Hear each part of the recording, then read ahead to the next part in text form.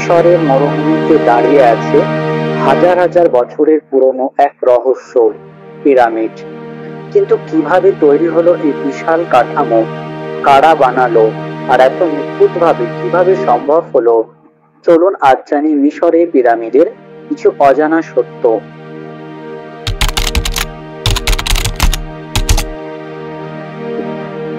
খ্রিস্টপূর্ব 2560 সালে তৈরি হয়েছিল গ্রেট পিরামিড অফ গিজা।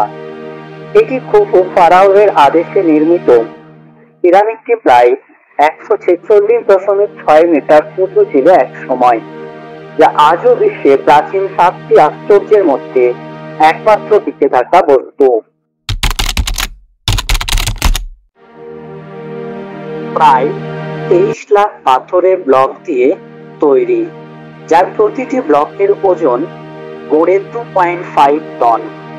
আজকের আধুনিক প্রযুক্তিও এমন নিখুঁতভাবে এই কাজ করতে পারবে কিনা তা নিয়ে প্রশ্ন রয়ে গেছে। কেউ বলেন এলিয়েনের সাহায্যে তৈরি হয়েছে, আবার কেউ বলেন অজানা প্রযুক্তি কাজে লেগেছে। পিরামিডের ভেতরে এমন চক্র রয়েছে যা আজও কেউ প্রবেশ করেনি।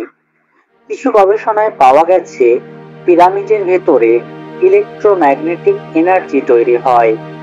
এটাও মনে করা হয় পিরামিডের অবস্থান পৃথিবীর জ্যামিতিক কেন্দ্রে। হাজার বছর পেরিয়ে গেলেও মিশরের পিরামিড এখনো এক রহস্য। আমরা কি একদিন এর সব উত্তর খুঁজে পাবো? আপনি কি মনে করেন, এলিয়েন না মানুষ? কে বানিয়েছে পিরামিড?